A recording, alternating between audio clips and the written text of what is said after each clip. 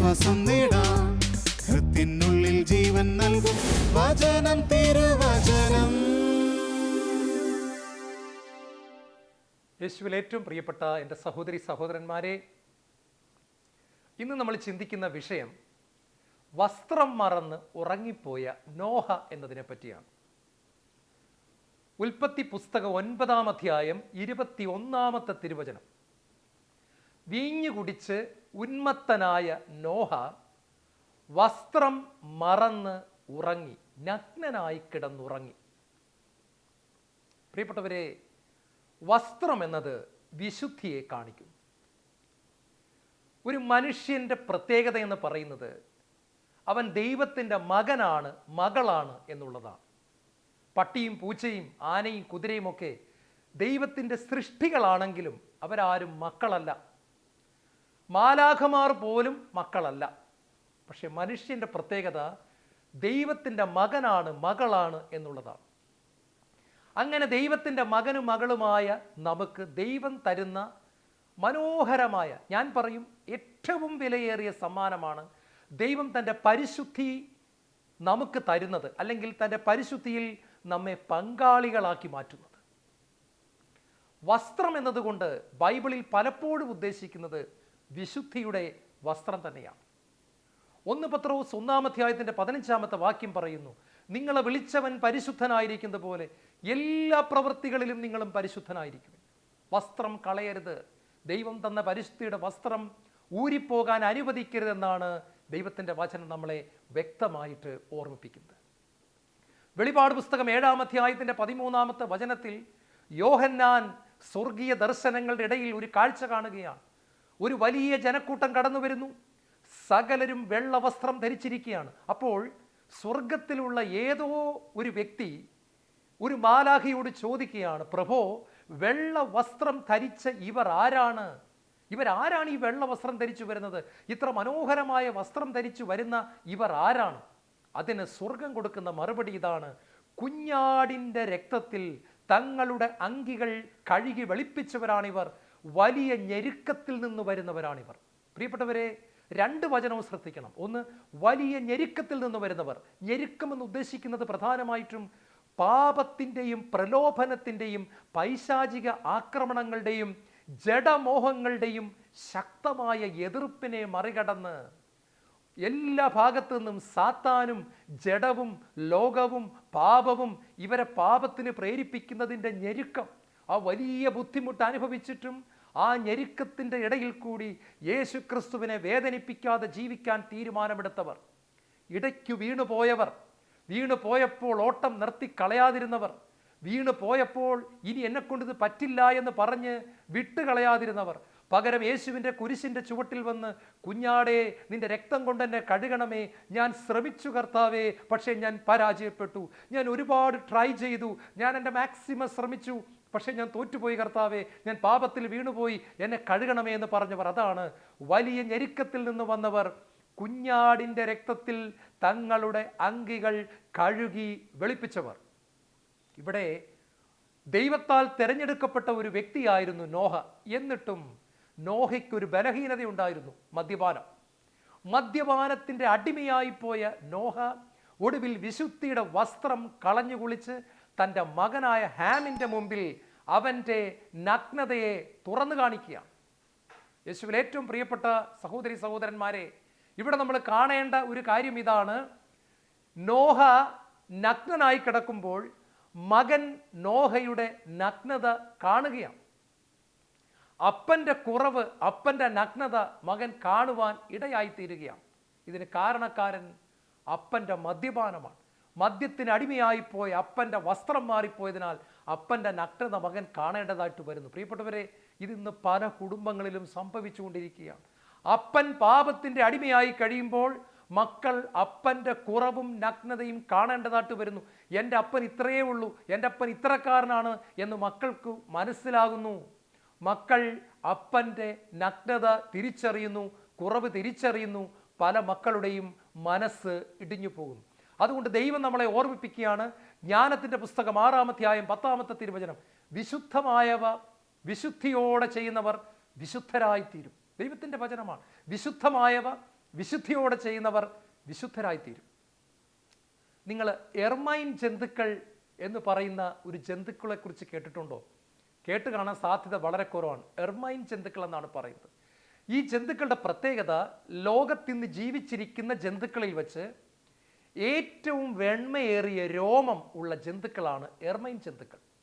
രാജാക്കന്മാരും വലിയ ചക്രവർത്തിമാരും വലിയ രാജ്യങ്ങളിലെ പ്രസിഡന്റുമാരും പ്രധാനമന്ത്രിമാരുമൊക്കെ വലിയ വിരുന്ന് സൽക്കാര വേളകളിലും വലിയ കോൺഫറൻസുകളിലും മീറ്റിങ്ങുകളിലും വരുമ്പോൾ, പങ്കെടുക്കാനായിട്ട് വരുമ്പോൾ, അവരുടെ തൊപ്പിയിലും അവരുടെ കോട്ടിൻ്റെ പോക്കറ്റിലുമൊക്കെ വയ്ക്കുന്ന ഈ വെളുത്ത രോമം ഈ എർമൈൻ ജന്തുക്കളുടെ രോമമാണ്. ഇന്ന് ഭൂമിയിൽ ജീവിച്ചിരിക്കുന്ന ജന്തുക്കളിൽ ഏറ്റവും മനോഹരമായ രോമം, വെണ്മയേറിയ വെട്ടിത്തിളങ്ങുന്ന സ്വർഗത്തിൻ്റെ രോമമെന്ന് തോന്നുന്ന തരത്തിലുള്ള അത്രയ്ക്ക് ശുദ്ധമായ രോമമുള്ള ജന്തുക്കളാണ് ഈ എർമൈൻ ജന്തുക്കൾ. ഈ ജന്തുക്കൾക്കൊരു പ്രത്യേകതയുണ്ട്. ഇവർ അഴുക്കിനെ ഒരുപാട് വെറുക്കുന്നുണ്ട്. അഴുക്ക് ഇവർക്ക് ഇഷ്ടമേ അല്ല. മാലിന്യം എവിടെ കണ്ടാലും ഇവർ അതിനെ ഒഴിഞ്ഞു മാറിപ്പോകും. ലോകത്തിലെ ഏറ്റവും വൃത്തിയുള്ള ജന്തുക്കളാണ് ഇവർ.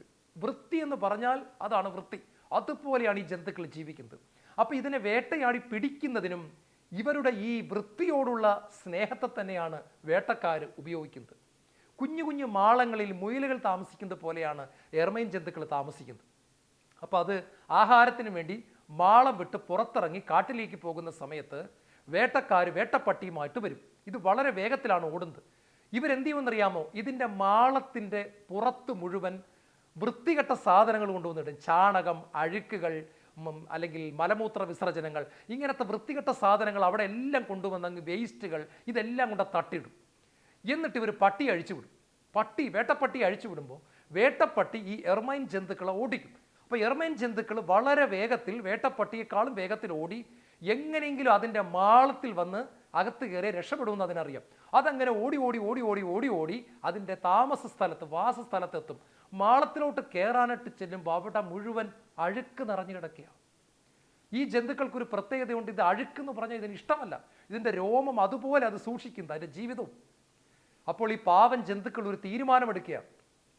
അഴുക്ക് പറ്റുന്നതിനേക്കാൾ നല്ലത് മരിക്കുന്നതാണ്. പ്രിയപ്പെട്ടവരെ, ശ്രദ്ധിക്കണം. ഭൂമിയിലുള്ള ഒരു മനുഷ്യൻ്റെ കാര്യമല്ല ഞാൻ പറയുന്നത്, ഒരു ജന്തുവിൻ്റെ കാര്യമാണ്. വേട്ടപ്പട്ടി പുറകിൽ നിൽപ്പുണ്ട്, കടിച്ചു കൊണ്ടുപോകുമെന്ന് അറിയാം, യജമാനൻ കൊന്നു രോമം എടുക്കുമെന്നറിയാം. വേണമെങ്കിൽ ഈ അഴുക്കിലൂടെ കയറി മാളത്തിൻ്റെ അകത്ത് ചെന്ന് ഒളിച്ചിരുന്നാൽ വേട്ടപ്പട്ടിക്ക് കയറാൻ പറ്റില്ല, ചെറിയ ദ്വാരമുള്ള മാളമാണ്. പക്ഷേ ഈ പാവൻ ജന്തുക്കൾ തീരുമാനിക്കുന്നത് ഇങ്ങനെയാണ്: അഴുക്ക് പറ്റുന്നതിനേക്കാൾ നല്ലത് മരിക്കുന്നതാണ്. പ്രിയപ്പെട്ടവരെ, അഴുക്കിലേക്ക് ചവിട്ടാതെ, ഓടിക്കയറാതെ അത് അവിടെ തന്നെ നിന്നു കൊടുക്കുന്നു. പുറകെ വരുന്ന വേട്ടപ്പട്ടി അതിനെ പിടിക്കുന്നു, യജമാനന്മാർ അതിനെ കൊണ്ടുപോകുന്നു, അത് മരിക്കുകയാണ്. നിങ്ങൾ ഓർക്കണം, വിശുദ്ധി സൂക്ഷിക്കുന്നതിന് വേണ്ടി, വെണ്മ സൂക്ഷിക്കുന്നതിന് വേണ്ടി, തങ്ങളുടെ രോമത്തിലെ വെണ്മം, ആ വെളുത്ത നിറം സൂക്ഷിക്കുന്നതിന് വേണ്ടി ജീവൻ പോലും പണയപ്പെടുത്തിക്കൊണ്ട് അഴുക്കിനെ എതിർക്കുന്ന കുഞ്ഞു ജീവികളെ പറ്റിയാണ് ഞാനിപ്പോൾ നിങ്ങളോട് പങ്കുവച്ചത്. ഇത് തന്നെയാണ് ദൈവം നമ്മളോട് തരുന്ന സന്ദേശം. പാപം ചെയ്യുന്നതിനേക്കാൾ മരിക്കുന്നതാണ് നല്ലത് എന്ന് തീരുമാനമെടുക്കണമെന്ന് ദൈവം എന്നെയും നിങ്ങളെയും ഓർമ്മിപ്പിക്കുകയാണ്. പ്രിയപ്പെട്ടവരെ, ഹെബ്രായ ലേഖനം 11-ാം അധ്യായം 25-ാമത്തെ തിരുവചനത്തിൽ മോശ എന്ന് പറയുന്ന മഹാനായ മനുഷ്യനെ പറ്റി പരിശുദ്ധാത്മാവ് ഒരു വചനം എഴുതി വച്ചിട്ടുണ്ട്. പാപത്തിൻ്റെ നൈമിഷിക സുഖങ്ങൾ ആസ്വദിക്കുന്നതിനേക്കാൾ ദൈവജനത്തിൻ്റെ കഷ്ടപ്പാടുകളിൽ പങ്കുചേരാനാണ് അവൻ ആഗ്രഹിച്ചത്. മോശയെപ്പറ്റി സ്വർഗം പറഞ്ഞിരിക്കുന്ന സ്റ്റേറ്റ്മെൻ്റാണിത്. പാപത്തിൻ്റെ നൈമിഷിക സുഖങ്ങൾ ആസ്വദിക്കുന്നതിനേക്കാൾ ദൈവജനത്തിൻ്റെ കഷ്ടപ്പാട് എനിക്ക് മതി, എന്നാലും എനിക്ക് പാപത്തിൻ്റെ ആ ചെറിയ സുഖം, നൈമിഷിക സുഖം, നിമിഷ നേരത്തേക്കുള്ള സുഖം എനിക്ക് വേണ്ട വേണ്ട വേണ്ട എന്ന് പറഞ്ഞവനാണ് മോശയെന്ന് പുതിയ നിയമത്തിൽ പരിശുദ്ധാത്മാവ് എന്നെയും നിങ്ങളെ ഓർമ്മിപ്പിക്കുന്നു. അതുകൊണ്ടാണ് ഈ മനുഷ്യൻ കൈനീട്ടിയപ്പോൾ കടൽ രണ്ടായിട്ട് പിളർന്നത്. അതുകൊണ്ടാണ് ഈ മനുഷ്യൻ കൈനീട്ടിയപ്പോൾ പാറ പിളർന്ന് ജലം വന്നത്. അതുകൊണ്ടാണ് ഈ മനുഷ്യൻ കൈനീട്ടിയപ്പോൾ ആകാശത്തുനിന്ന് മന്ന വർഷിച്ചത്. അതുകൊണ്ടാണ് ഈ മനുഷ്യൻ കൈനീട്ടിയപ്പോൾ ശക്തമായ അത്ഭുതങ്ങളും അടയാളങ്ങളും സംഭവിച്ചത്. അതുകൊണ്ടാണ് ഈ മനുഷ്യന് 20 ലക്ഷത്തോളം വരുന്ന ജനങ്ങളെ വർഷങ്ങളോളം നയിച്ചു കൊണ്ടുപോകാനായിട്ട് സാധിച്ചത്. പ്രിയപ്പെട്ട സഹോദരങ്ങളെ, ഓർക്കണമേ, ദൈവം ഇന്ന് എന്നെയും നിങ്ങളെയും ഓർമ്മിപ്പിക്കുകയാണ്. 1 തെസ്സലോനിയർ 4-ാം അധ്യായത്തിന്റെ 3-ാമത്തെ തിരുവചനം, your sanctification is the will of God. നിങ്ങളുടെ വിശുദ്ധീകരണം തന്നെയാണ് ദൈവം ആഗ്രഹിക്കുന്നത്. അസന്മാർഗ്ഗതയിൽ നിങ്ങൾ ഒഴിഞ്ഞു മാറണം. നിങ്ങൾ ഓരോരുത്തരും നിങ്ങളുടെ ശരീരത്തെ വിശുദ്ധിയിലും മാന്യതയിലും കാത്തു സൂക്ഷിക്കേണ്ടത് എങ്ങനെയെന്ന് അറിയണം. ദൈവത്തെ അറിയാത്ത വിജാതീയരെ പോലെ കാമവികാരങ്ങൾക്ക് നിങ്ങൾ വിധേയരാകരുത്. ഈ വിഷയത്തിൽ നിങ്ങൾ വഴി പിഴയ്ക്കുകയോ സഹോദരനെ വഞ്ചിക്കുകയോ ചെയ്യരുത്. കാരണം ഈ വിഷയത്തിലെല്ലാം പ്രതികാരം ചെയ്യുന്നവനാണ് കർത്താവ്. 1 തെസ്സലോനിയർ 4:3 വാക്യങ്ങളാണ് ഞാനിപ്പോൾ താഴേക്ക് നിങ്ങളുമായിട്ട് പങ്കുവച്ചത്. ദൈവം നമ്മളെ ഓർമ്മിപ്പിക്കുകയാണ് പ്രിയപ്പെട്ടവരെ. വ്യക്തമായിട്ട് കർത്താവിൻ്റെ വചനം പറയുകയാണ്, ദൈവം പരിശുദ്ധനാണ്, നമ്മുടെ അപ്പൻ പരിശുദ്ധനാണ്, നമ്മുടെ ചാച്ചൻ പരിശുദ്ധനാണ്. ചാച്ചൻ്റെ മക്കളായ നമ്മളെ ദൈവം വിളിക്കുകയാണ്, നിങ്ങൾക്ക് ഞാൻ കൃപ തരാം, നിങ്ങൾക്ക് ഞാൻ അനുഗ്രഹം തരാം, നിങ്ങൾക്ക് ഞാൻ വചനം തരാം, നിങ്ങൾക്ക് ഞാൻ പരിശുദ്ധ കുർബാന തരാം, നിങ്ങൾക്ക് ഞാൻ ദൈവത്തിൻ്റെ വചനത്തിൻ്റെ ആഴങ്ങൾ പറഞ്ഞു തരാം, പരിശുദ്ധ മറിയത്തെ കൂട്ടുതരാം, സഭയെ തരാം, നിങ്ങൾക്ക് ധ്യാന കേന്ദ്രങ്ങൾ തരാം, ധ്യാന ഗുരുക്കന്മാരെ തരാം, കൗൺസിലേഴ്സിനെ തരാം, നല്ല പുസ്തകങ്ങൾ തരാം, ഷാലോം ടെലിവിഷൻ പോലുള്ള നല്ല ടെലിവിഷൻ ചാനലുകൾ ഞാൻ നിങ്ങൾക്ക് സമ്മാനമായിട്ട് തരാം. എൻ്റെ മക്കളെ, നിങ്ങൾ വിശുദ്ധരായിട്ട് ജീവിക്കുമോ എന്നാണ് ദൈവത്തിൻ്റെ വചനം നമ്മളെ ഓർമ്മിപ്പിക്കുന്നു, ഒന്നുകൂടെ നമ്മളെ ആഹ്വാനം ചെയ്യുന്നു. 104 സങ്കീർത്തനം വായിക്കുമ്പോൾ നമുക്ക് കാണാം, 1, 2, 3 തിരുവചനങ്ങൾ വായിക്കുക. അവിടെ ദൈവത്തെപ്പറ്റി ഇങ്ങനെയാണ് പറഞ്ഞിരിക്കുന്നത്, മഹത്വവും തേജസ്സും ദൈവം അണിഞ്ഞിരിക്കുന്നു, പ്രകാശത്തെ വസ്ത്രം എന്നതുപോലെ അവിടെ നിന്ന് അണിഞ്ഞിരിക്കുന്നു. ദൈവത്തിൻ്റെ ഡ്രസ് കോഡ് പറഞ്ഞിരിക്കുക, ദൈവത്തിൻ്റെ ഡ്രസ്സിങ് എങ്ങനെയാണെന്ന് പറഞ്ഞിരിക്കുക. ദൈവം പ്രകാശത്തെയാണ് ധരിച്ചിരിക്കുന്നത്. എന്നാൽ ദൈവം അതുകൊണ്ട് നിർത്തിക്കളഞ്ഞില്ല. 8-ാം സങ്കീർത്തനത്തിൻ്റെ 5-ാമത്തെ വചനം പറയുന്നു, മഹത്വവും ബഹുമാനവും കൊണ്ട് മനുഷ്യനെ അവിടെ നിന്ന് കിരീടമണിയിച്ചു. എനിക്കും നിങ്ങൾക്കും ദൈവം ഈ വസ്ത്രം തരികയാണ്. ഈ വിശുദ്ധിയുടെ വസ്ത്രം ദൈവം നമുക്ക് തരിക. നമ്മളെ കൊണ്ട് ഇത് പറ്റില്ല എന്ന് ദൈവത്തിനറിയാം. അതുകൊണ്ട് നമ്മൾ പ്രാർത്ഥിക്കുന്ന സമയത്ത് ദൈവം നമുക്ക് വിശുദ്ധിയുടെ വസ്ത്രം തരികയാണ് പ്രിയപ്പെട്ടവരെ. ലൂക്കാ സുവിശേഷം 15-ാം അധ്യായത്തിൽ ധൂർത്തപുത്രൻ്റെ ഉപമ ഈശോ പറയുന്നുണ്ടല്ലോ. ഈ ധൂർത്തപുത്രൻ വീട്ടിൽ നിന്ന് ഇറങ്ങിപ്പോകുമ്പോൾ നല്ല വെളുത്ത നിറത്തിലുള്ള ഒരു വസ്ത്രം ഇട്ടുകൊണ്ടാണ് ഇവൻ പോകുന്നത്. അപ്പന് പുറംതിരിഞ്ഞിവൻ ഇറങ്ങിപ്പോകുമ്പോൾ അപ്പൻ കൊടുത്ത മനോഹരമായ ഒരു ഡ്രസ്, ഒരു വസ്ത്രം, വെണ്മയേറിയ ഒരു വസ്ത്രം ഇവൻ ഇട്ടിട്ടുണ്ട്. ഇവൻ ഇത് ഇട്ടിട്ടാണ് വീട്ടിൽ നിന്ന് ഇറങ്ങിപ്പോകുന്നത്. എന്നാൽ വർഷങ്ങൾക്ക് ശേഷം പന്നിക്കൂട്ടിലെ അഴുക്കിൽ കിടന്നുരുണ്ട് എല്ലാം കീറി നശിപ്പിച്ച് ദുർഗന്ധം വമിച്ച് എല്ലാ വസ്ത്രവും നശിപ്പിച്ച് കളഞ്ഞ് ഒന്നുമില്ലാത്തവനായിട്ട് കീറിപ്പറഞ്ഞ തുണിയുമായിട്ട് ഇവൻ തിരിച്ചു വരുന്ന രംഗവും പരിശുദ്ധാത്മാവ് പറയുന്നുണ്ട്. ലൂക്കാ സുവിശേഷകൻ അത് മനോഹരമായിട്ട് വിവരിച്ചിട്ടുണ്ട്. ലൂക്ക ഒരു ഡോക്ടർ ആയതുകൊണ്ടായിരിക്കാം ഈ രോഗികളുടെ ടെമ്പറേച്ചർ, ബ്ലഡ് പ്രഷർ എല്ലാം ഡോക്ടർമാർ നോക്കും, നാടി പിടിച്ച് നോക്കും, കണ്ണിലോട്ട് നോക്കും, വിളർച്ചയുണ്ടോ, ഞരമ്പുകൾ പിടിച്ച് നോക്കും, പ്രഷർ നോക്കും, ടെമ്പറേച്ചർ നോക്കും. ഇതുപോലെ എല്ലാം ഡോക്ടർമാർ നോക്കും രോഗികളെ കാണുമ്പോൾ. ഇതുപോലെ ലൂക്കാ സുവിശേഷത്തിൽ എല്ലാം ഡീറ്റെയിൽഡാണ്, മനോഹരമായിട്ടാണ് ലൂക്ക എല്ലാം പറയുന്നത്. ധൂർത്തപുത്രൻ തിരിച്ചു വരുന്ന രംഗം വളരെ ഡ്രമാറ്റിക്കായിട്ട് തന്നെ, നാടകീയമായിട്ട് തന്നെ ഈ ഡോക്ടറായ ലൂക്ക അവതരിപ്പിച്ചിരിക്കുക. ഒന്നുമില്ല, കീറിപ്പറിഞ്ഞ് ദുർഗന്ധം വമിക്കുന്നവനായി, ആർക്കും തിരിച്ചറിയാൻ പറ്റാത്തവനായി അവൻ നടന്നു വരുന്ന സമയത്ത് പിതാവ് ഓടിച്ചെന്നവനെ കെട്ടിപ്പിടിച്ചിട്ട് ആദ്യം അവന് ഉമ്മയൊക്കെ കൊടുക്കുന്നുണ്ടെങ്കിലും അവന് പിതാവ് ഒരു പ്രത്യേക സമ്മാനം കൊടുക്കുന്നുണ്ട്. പുതിയ വസ്ത്രം കൊണ്ടുവന്ന് എൻ്റെ മകനെ ധരിപ്പിക്കുവിൻ. മകന് വർഷങ്ങൾക്ക് മുമ്പ് അപ്പൻ കൊടുത്ത വസ്ത്രം മകൻ നശിപ്പിച്ചിട്ട് വന്നപ്പോൾ വഴക്കു പറയുന്നില്ല, ചോദ്യം ചെയ്യുന്നില്ല, കുറ്റപ്പെടുത്തുന്നില്ല. എൻ്റെ മകൻ തിരിച്ചു വന്നല്ലോ, അവൻ മൃതനായിരുന്നു, അവൻ ജീവിക്കുന്നു, അവനൊരു വസ്ത്രത്തിൻ്റെ ആവശ്യമുണ്ട്, വസ്ത്രം വാങ്ങിക്കാൻ അവനെ കൊണ്ടാവില്ല, അവൻ്റെ കയ്യിൽ പൈസയില്ല. ഇതെന്തിനെ കാണിക്കുന്നറിയാമോ പ്രിയപ്പെട്ടവരെ? നമ്മളെ കൊണ്ട് വിശുദ്ധി വാങ്ങിച്ചെടുക്കാൻ പറ്റില്ല, സ്വന്തമായിട്ട് ഉണ്ടാക്കാനും പറ്റത്തില്ല. ദൈവത്തിൻ്റെ കരങ്ങളിൽ നിന്ന് സ്വീകരിക്കാൻ മാത്രമേ പറ്റത്തുള്ളൂ. അത് സ്വീകരിക്കാൻ കൈ നീട്ടുന്നതാണ് ഈ പ്രാർത്ഥനയും ഉപവാസവും പള്ളിപ്പോക്കുമൊക്കെ. അല്ലാതെ നമുക്കാർക്കും ദൈവത്തിൻ്റെ പരിശുദ്ധി ഉണ്ടാക്കിയെടുക്കാൻ പറ്റില്ല.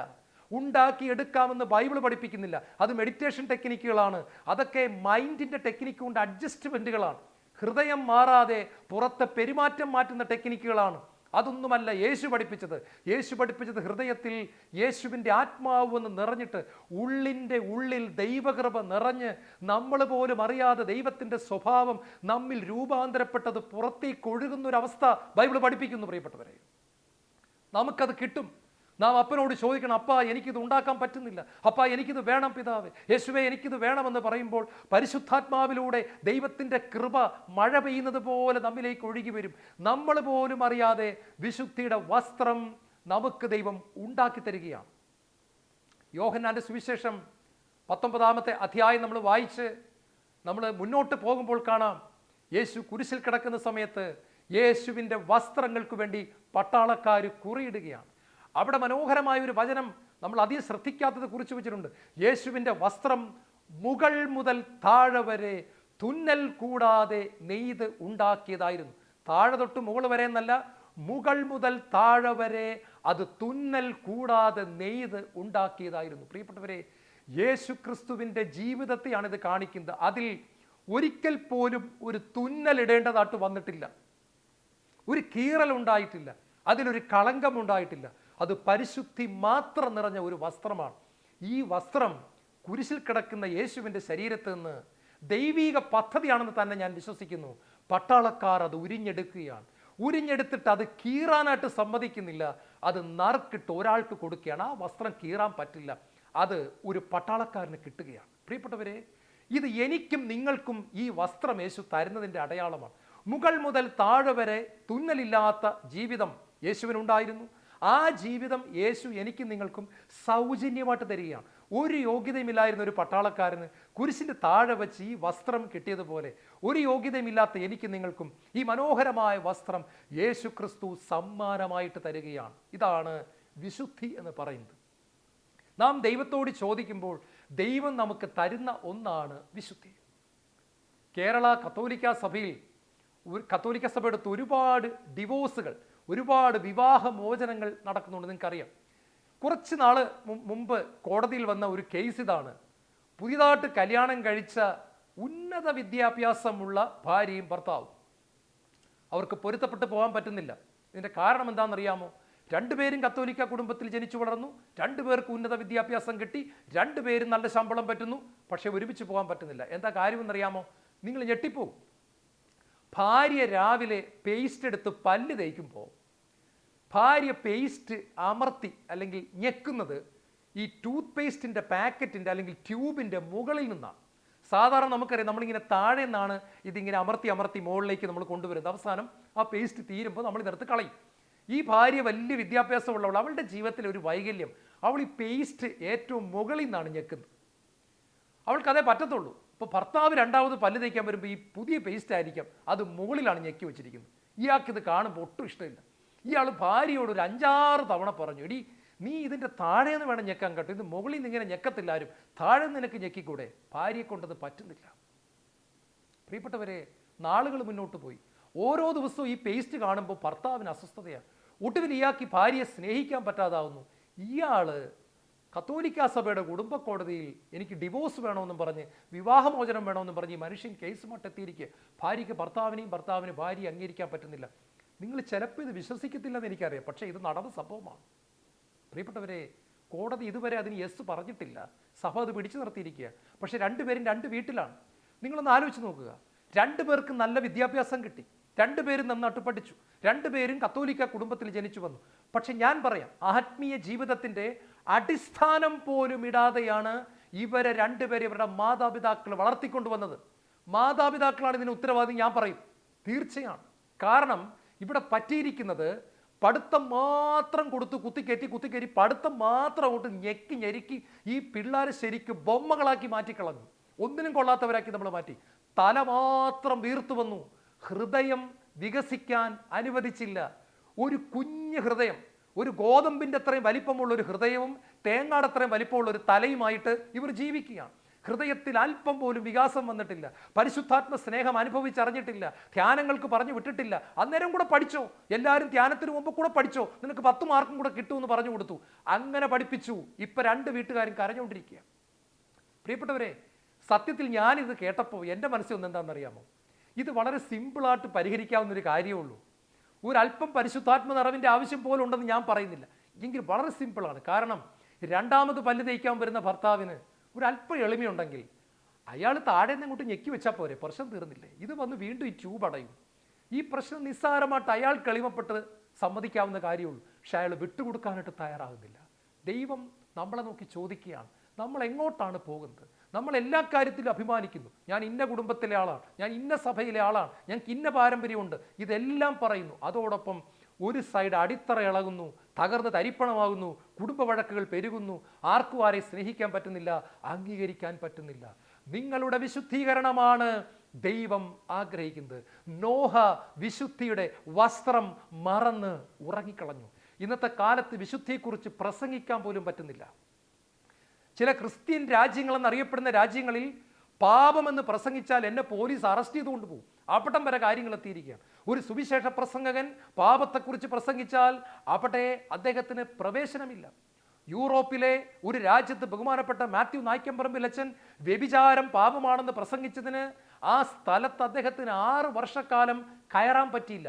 അതുപോലെ കാര്യങ്ങൾ കുഴഞ്ഞു പറഞ്ഞു. ജനത്തിന് കേൾക്കണ്ട എന്ന്, പാപം കേൾക്കണ്ട, ഞങ്ങൾ എങ്ങനെ വേണേലും ജീവിച്ചോളാം, ദൈവം സ്നേഹമാണെന്ന് മാത്രം പ്രസംഗിച്ചാൽ മതി. അതിനുവേണ്ടി കേരളത്തിൽ നിന്ന് പ്ലെയിൻ കയറി ചെല്ലുക, അവിടെ ചെന്നിട്ട് പ്രസംഗിക്കുക, മക്കളെ എങ്ങനെ ജീവിച്ചാലും കുഴപ്പമില്ല, യേശു കുരിശിൽ മരിച്ചു കഴിഞ്ഞു, അതുകൊണ്ട് നിങ്ങളെല്ലാം സ്വർഗത്ത് പോകും കേട്ടോ, ദൈവം സ്നേഹമാണ് കേട്ടോ എന്ന് മാത്രം പ്രസംഗിക്കുക, വേറൊന്നും പറയാൻ പാടില്ല.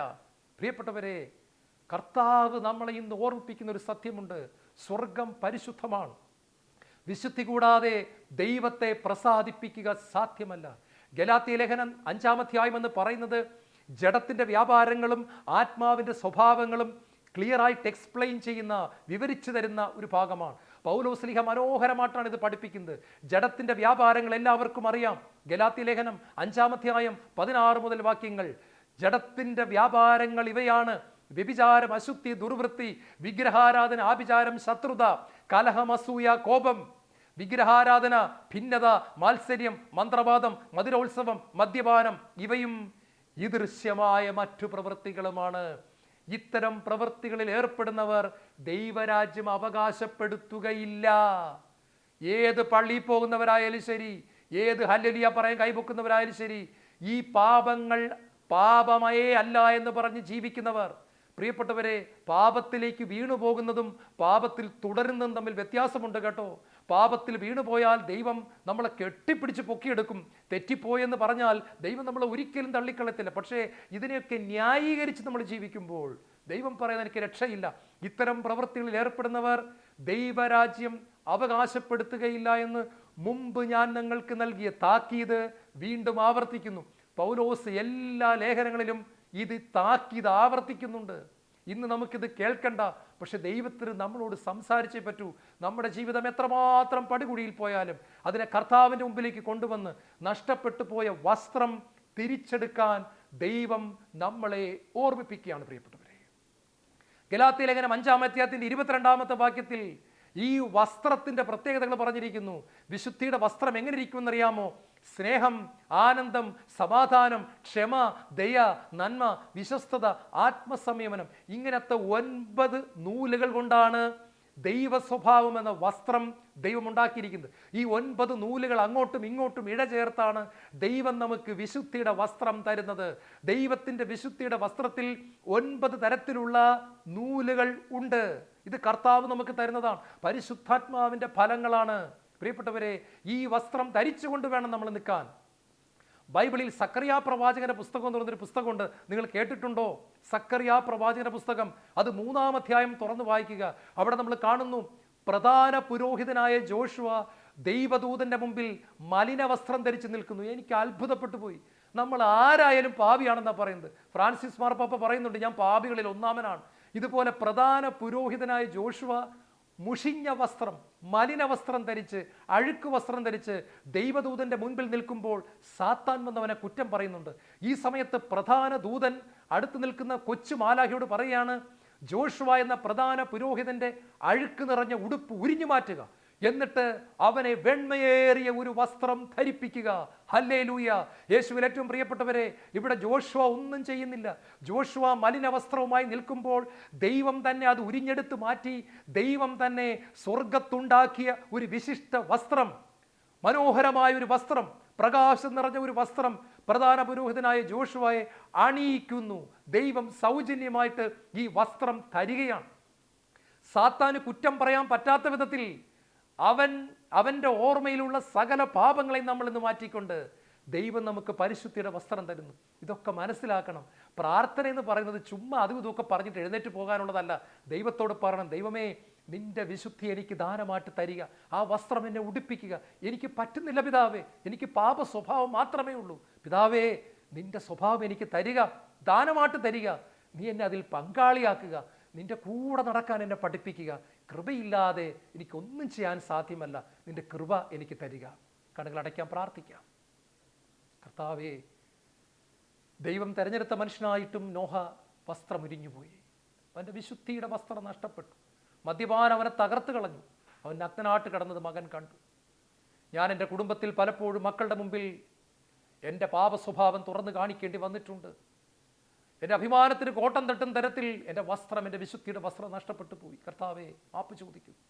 പുതിയ വസ്ത്രം തരണമേ എന്ന് പ്രാർത്ഥിക്കും. വിശുദ്ധി തരണമേ. യേശുവേ ആരാധന, യേശുവേ മഹത്വം, യേശുവേ നന്ദി.